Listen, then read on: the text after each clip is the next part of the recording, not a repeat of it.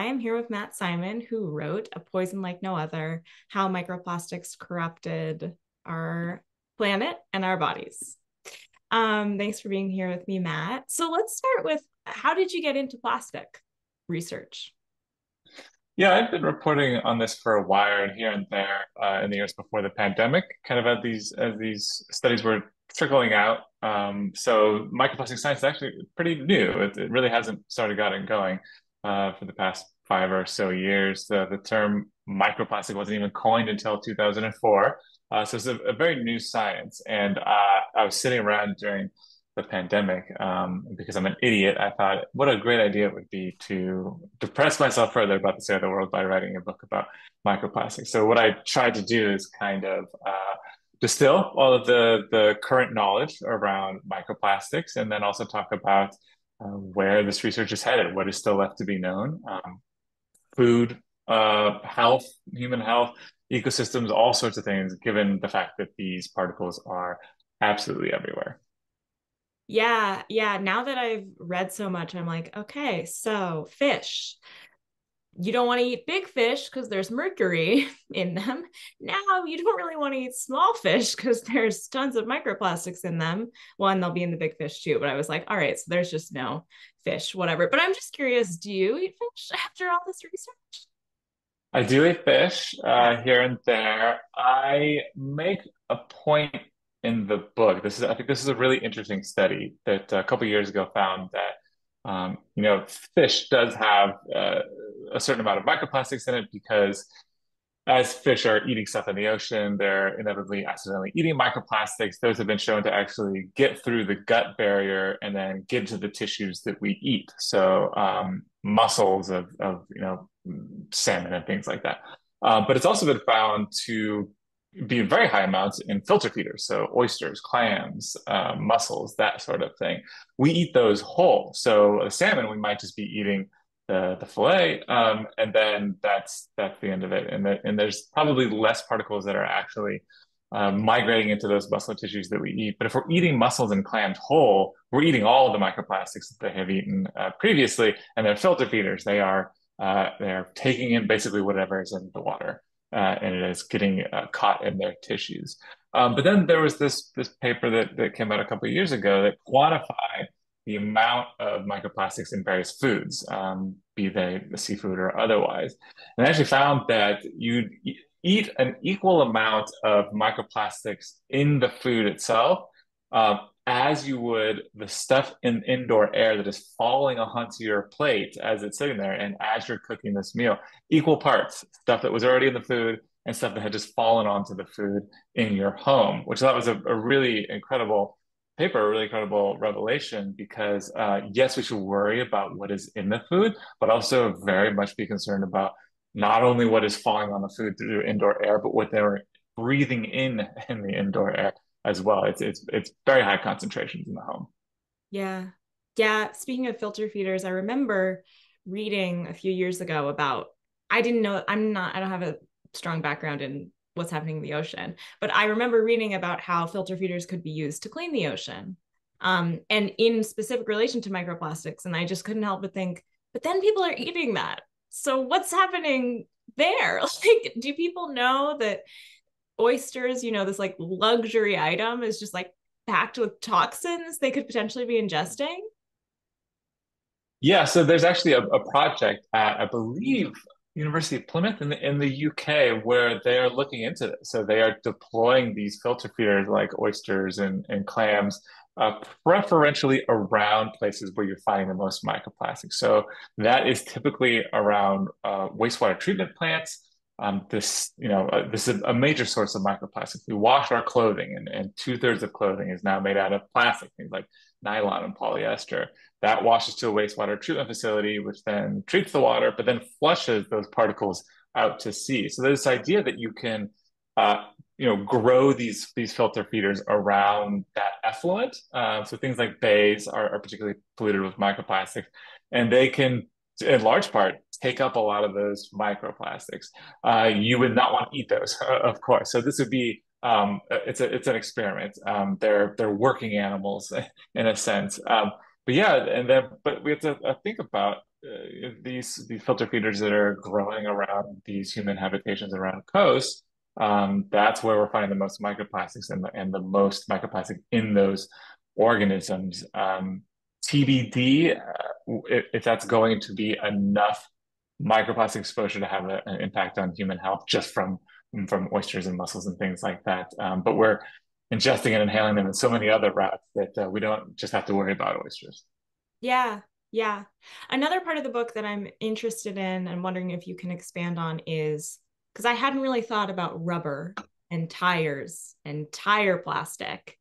And I don't know that that's something many people think about because we just take for granted we're just driving everywhere. Like, what can we do? And I guess I'm wondering if you can speak to that. And then what can we do about tires? This is also something that I had not really thought of until recently. You know, you go and get your tires replaced every once in a while because they've worn down. Well, where do we think that that material has gone? I didn't think about it until I was really researching this book, but it turns out that tires are now made out of largely synthetic rubber. So rubber used to come from rubber War II. Given the amount of tires that we have on the road now, it is not possible to produce enough natural rubber. So this is synthetic rubber. It's a plastic. So as is a bunch of the fibers, like I believe it's nylon in tires that helps hold things together. Lots of different kinds of polymers in these tires. They are plastic. We're rolling on plastic. And when they break apart going down the road, they are producing microplastics. These are called tire particles. So these, especially the first rains of a season, will flush off of roads into these bodies of water. And there was a paper that came out a couple of years ago that finally solved the mystery in Washington State, which was when you had these first rains every season, you had massive die-offs of salmon. Nobody could understand why. And these scientific detectives went back and found a specific chemical in these tire microplastics called 6-PPD, and they found this was highly toxic to salmon, and that has been what has been killing these salmon en masse in these rivers. Further studies found several other species of fish that are also susceptible to this toxin, and there could be way more than we realize out there that are dying because of all these tire particles washing into roadways. Mitigating that is very difficult, right? So there is a group called the Tire Collective that is creating this device that you actually stick on to a car. It sits behind a tire. It uses electrostatic energy to actually have the tire particles glom onto them instead of falling onto the road. And then there might be a future where you go to a mechanic, you get your air filter switched out, but they also might switch out your filters for tire microplastics. So that's one way to do it. Another one is roadside gardens. So these are popular for a number of reasons because you put the strip of greenery and it beautifies a landscape. It also helps just by accident filter out a lot of these tire particles when that water flows into these systems. So it beautifies the landscape, keeps those particles from flushing out to rivers and oceans and that sort of thing. So, but just given the amount of tires that we have on the road, it's a very difficult problem. But in specifically high vulnerability areas like these rivers where these salmon are dying, there are mitigation measures to put into place. Yeah, cool. Thank you. Well, so let's get into agriculture. um, I remember I was studying abroad and I was in Costa Rica and I was learning about pineapple production. And we were on an organic pineapple farm, but the entire, it was a monoculture, it was all pineapple, and the entire ground was covered in this black plastic. And I think something that people don't really think about is how much plastic is involved in agricultural production. And I know you go really deep into it in the book, but I'm wondering if you can just highlight a little bit what people should know, because I think people just don't think about it. I didn't. I live in San Francisco. I grew up here, and you can drive down through the Central Valley or along the coast and see these fields that are covered that look like in plastic. And you think that's kind of weird. Don't plants just grow on their own? Why do they need plastic? This is a very, very popular technique for a number of reasons. So spreading plastic on the ground keeps water from evaporating. It just means that a farmer has to use less water. keeps pests away. It actually warms up the soil in colder times of the year. But unfortunately, this stuff, plastic is broken down in large part because of UV bombardment. So it's a very tough material. One of the main reasons it breaks down in the environment is because of sunlight. So you have it spread on these fields, absolutely bombarded with UV radiation all day.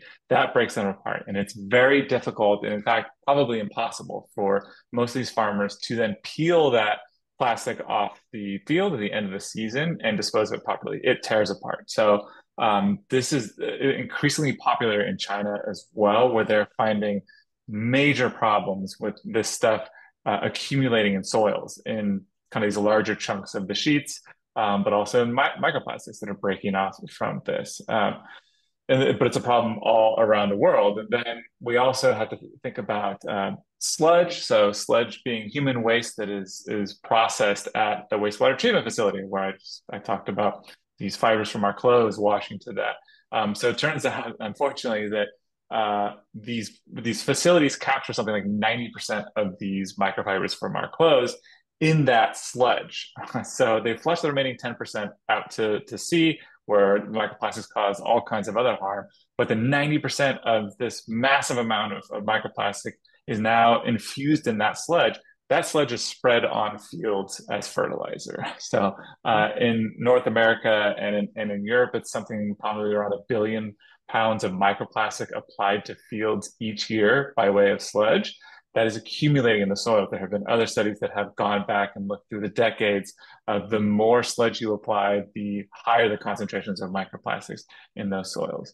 And then lastly, there's more recent studies that are finding that indeed some plants are able to take up those microplastics through their roots as they're absorbing water and nutrients. Some of these microplastics are slipping in and then moving into the various tissues of the plant, into the things that we eat. So that's yet another beyond all the microplastics falling out of the sky onto the crops as well, yet another exposure that we have to these really ubiquitous particles in the environment.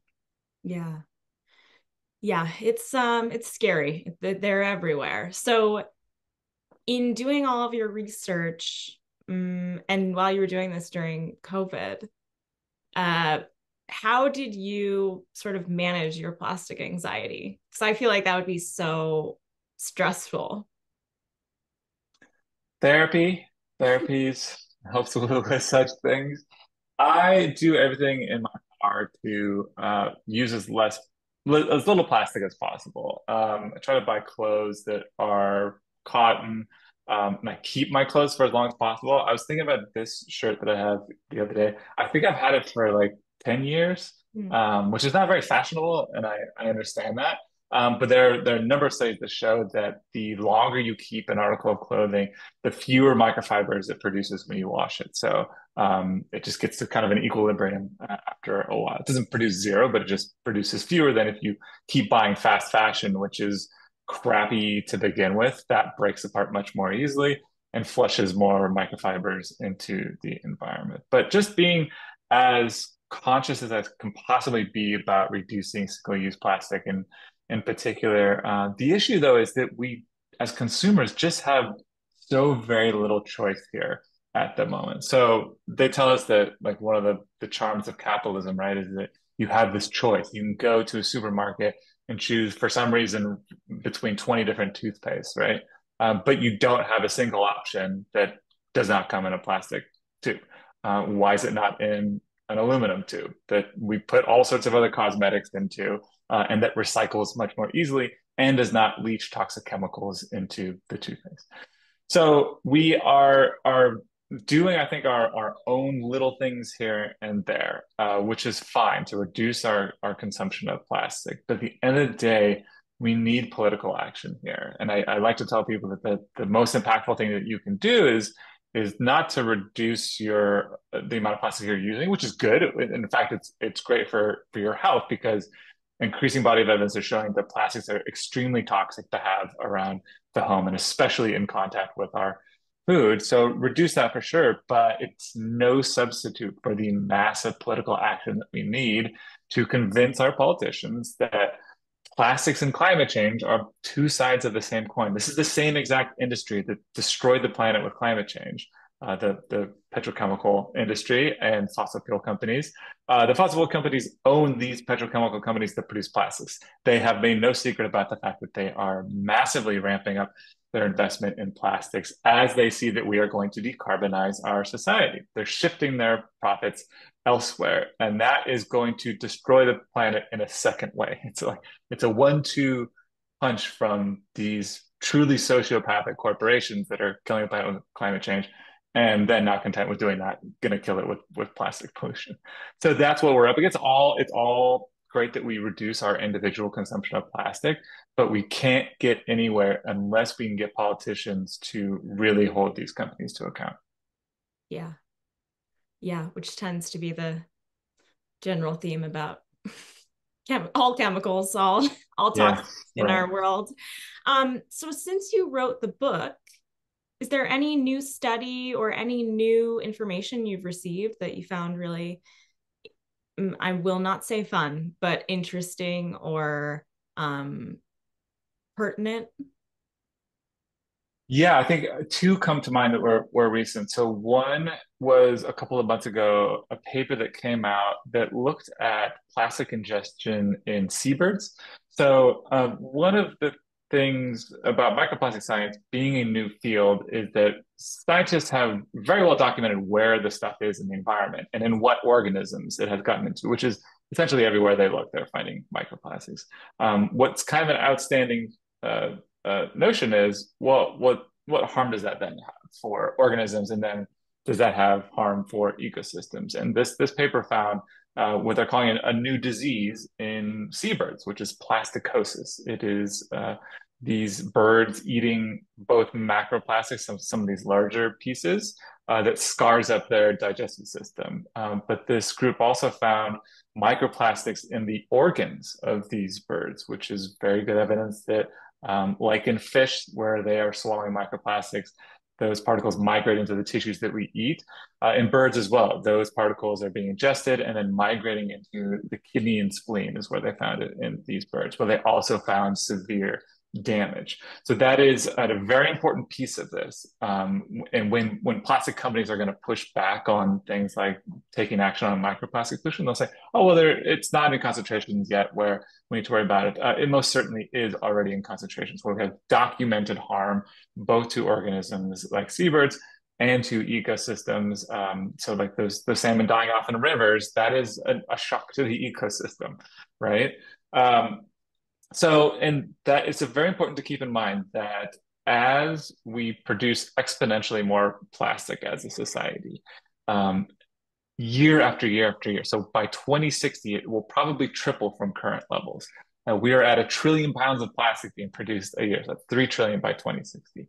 Scientists have time and time again documented over the decades. They can look back through ocean sediments and things like that and chart perfectly as the amount of plastic production increases exponentially, so does the microplastic contamination of soils and sediments and things like that. A very clear signal that we have only begun to see the early effects of microplastic pollution on organisms. When you get by, with 2050 or 2060, I talked to a number of scientists who said that we are going to see at that point quite widespread effects in ecosystems because of microplastic pollution, because it is not going down as we produce exponentially more plastic, it's only going up. And so in an organism like a seabird that is suffering today is only going to suffer more in those coming years.